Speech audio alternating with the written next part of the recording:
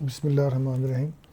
मैं प्रोफेसर नियाज़ हूँ और आज का हमारा टॉपिक है back motor effects in generators. ये क्या चीज़ है, इसको समझने से पहले हम थोड़ा सा इसका बैकग्राउंड डिस्कस कर लेते हैं कि एक हम जनरेटर की आउटलाइन बना लेते हैं। ये हमारे पास बेसिकली कॉइल है और जनरेटर्स क्या करते हैं, एक्सटर्नल सर्किट को करंट सप्लाई करते हैं।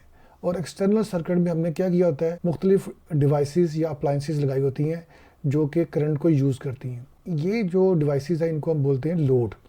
तो ये जनरेटर का लोड है। अब इसमें हम आते हैं इसकी वर्किंग के ऊपर।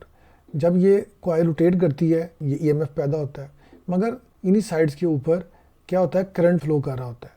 यानी हम कहते हैं कि यहाँ पर जो करंट की डायरेक्शन है ऊपर से नीचे, यानी डाउनवर्ड डायरेक्शन में ये करंट की डायरेक्शन होती है यहाँ पर, और दूसरी साइड पे जो करंट की डायरेक्शन होती है वो नीचे से ऊपर की तरफ होती है। अब साथ ही हमें ये बात भी पता है कि current carrying coil in a uniform magnetic field experience है टॉर्क। अब ये टॉर्क की डायरेक्शन क्या होगी, तो राइट हैंड रूल के मुताबिक इस साइड के ऊपर जो फोर्स लगेगी, राइट साइड के ऊपर ये फोर्स लगेगी F1। जो लेफ्ट साइड पे फोर्स लगेगी that will be F2। Counter clockwise इसके अंदर टॉर्क पैदा करती है ये, यानी ये वाली साइड जो है ये बाहर की तरफ फोर्स लगाएगी, ये साइड जो है ये अंदर की तरफ फोर्स लगाएगी, तो एक काउंटर टॉर्क पैदा होगा। ये काउंटर टॉर्क जो है कॉइल को, हम तो चूंकि रोटेट कर रहे हैं एंटी क्लॉकवाइज डायरेक्शन में, मगर ये जो काउंटर टॉर्क है ये इसको वापस करने की कोशिश करेगा। तो अब क्या करना पड़ेगा, अब एक्सटर्नल सोर्स जो मैकेनिकल सोर्स है उसको ज़्यादा जोर लगाना पड़ेगा to maintain the motion of the coil.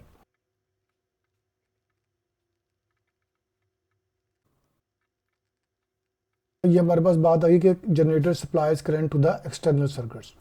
अच्छा, अब एक्सटर्नल सर्किट्स में मुख्तलिफ डिवाइसेज या अप्लाइंसेज होती है जो इलेक्ट्रिकल एनर्जी को यूज़ करती हैं, उसे हम बोलते हैं लोड।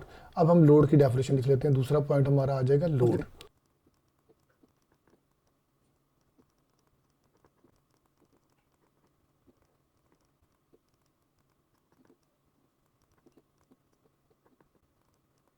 अच्छा, अब आ जाते हैं हम इसकी डेफिनेशन के ऊपर, यानी what is back motor effect in generators. देखिए, ये हमारे पास जनरेटर की कॉइल है जो कि मेन पार्ट है, और यहाँ पर हमें पता है कि मैग्नेटिक फील्ड होता है दोनों साइड्स के ऊपर। जो है इसकी साइड जो हमने पहले बनाई थी हम वही बना लेते हैं। ये ए है, ये बी है, ये सी है और ये डी है।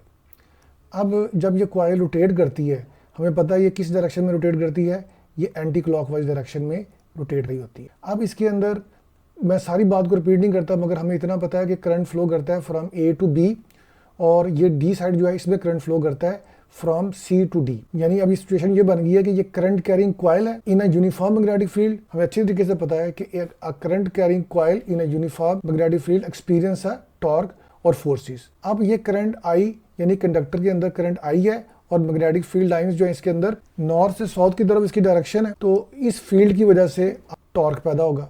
अब टॉर्क की डायरेक्शन क्या होनी चाहिए, क्योंकि अब राइट हैंड रूल यहाँ पर अप्लाई करें आप, करंट की डायरेक्शन नीचे, फील्ड लाइन सामने, तो जो पाम है वो आपको इसको शो करेगा कि ये बाहर की तरफ जो है फोर्स लग रही है। तो राइट साइड के ऊपर जो फोर्स बनेगी वो फोर्स हम कहते हैं कि F1 उसका नाम है, आउट ऑफ द वे, यानी बाहर की तरफ इसको ला रही है, और इस फोर्स को हम नाम देते हैं, ये फोर्स का नाम क्या है, F1। ये फोर्स F1 यहाँ क्रिएट हो रही है। दूसरी साइड जो लेफ्ट साइड है वहाँ पर करंट चूँकि ऊपर जा रहा है, और जो मैग्नेटिक फील्ड की वजह से फोर्स इसके ऊपर लगेगी, तो वो फोर्स लगेगी हमारे पास अंदर की तरफ, तो ये डायरेक्शन इसकी कुछ इस तरह होगी। ये फोर्स है हमारे पास F2। अब ये दोनों फोर्सेस बेसिकली एक कपल ऑफ फोर्स को जनरेट करती हैं, और ये कॉइल को अब किस तरफ ला रही हैं। देखिए, कॉइल रोटेट कर रही है एंटी क्लॉकवाइज, मगर ये जो फोर्सेस हैं ये कॉइल को घुमाना चाहती हैं अपोजिट डायरेक्शन में, यानी काउंटर क्लॉकवाइज। जो ये रोटेशन इसका टॉर्क है उसके काउंटर, यानी इसको वापस क्लॉकवाइज घुमाने की कोशिश कर रही हैं। ये बिल्कुल लेंज लॉ के मुताबिक है। इंड्यूस्ड ईएमएफ और सर्किट मुकम्मल है तो इंड्यूस करंट पैदा कर रही है, तो इसका घूमना ये कॉज है या चेंज है जिसको इसका जो काउंटर टॉर्क है उसको अपोज कर रहा है according to the Lenz law. इस काउंटर या इस अपोजिशन को या इस काउंटर टॉर्क को हम बोलते हैं back EMF effect in generators.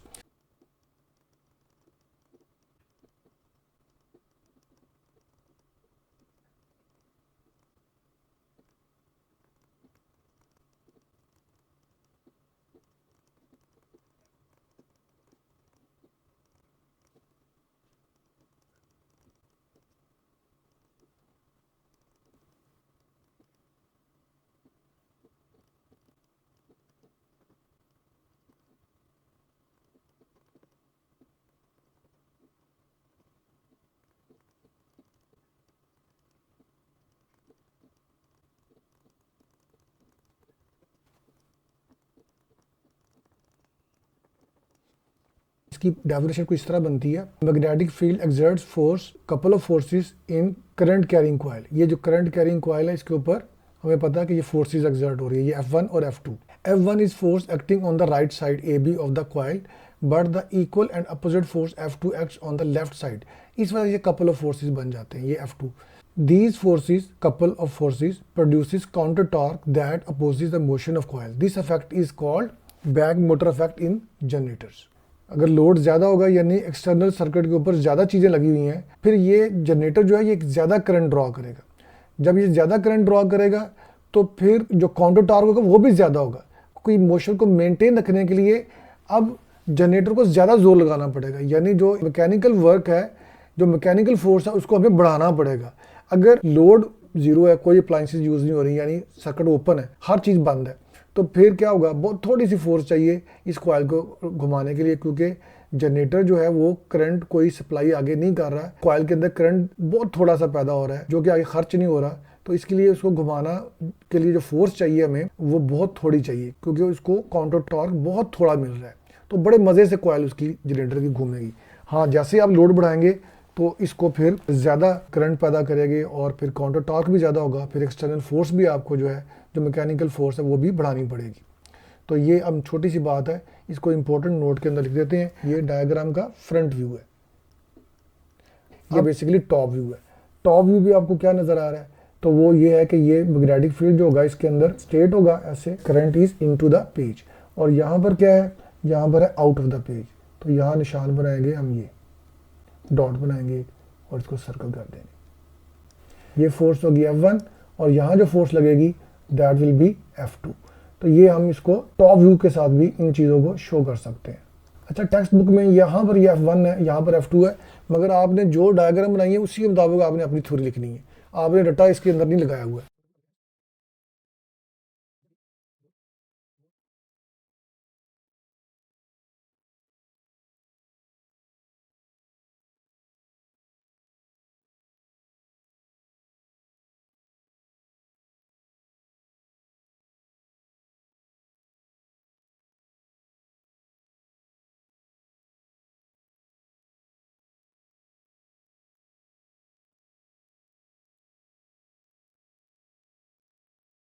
हमने जो लिखा है वो बड़ी इंपॉर्टेंट बात है कि लार्जर द लोड, अगर लोड ज़्यादा होगा, मोर current is drawn from coils, तो करंट ज़्यादा ड्रॉ होगा। करंट ज़्यादा होगा तो इसका मतलब काउंटर टॉर्क भी ज़्यादा होगा। अब जनरेटर को रन करने के लिए मैकेनिकल एनर्जी या फोर्स ज़्यादा लगानी पड़ेगी, क्योंकि कॉइल आपकी भारी हो जाएगी। हमने सर्किट को ओपन कर दिया है और कोई लोड नहीं ले रहा, तो फिर बहुत थोड़ी फोर्स चाहिए कॉइल को घुमाने के लिए, यानी काउंटर टॉर्क भी थोड़ा होगा, करंट भी थोड़ा होगा, क्योंकि आउटपुट पे या लोड तो है ही नहीं उसका। This is in accordance with Lenz law and law of conservation of energy. तो ये हमारा टॉपिक अब यहाँ पर ख़त्म हो जाता है। आपका बहुत शुक्रिया, थैंक यू वेरी मच।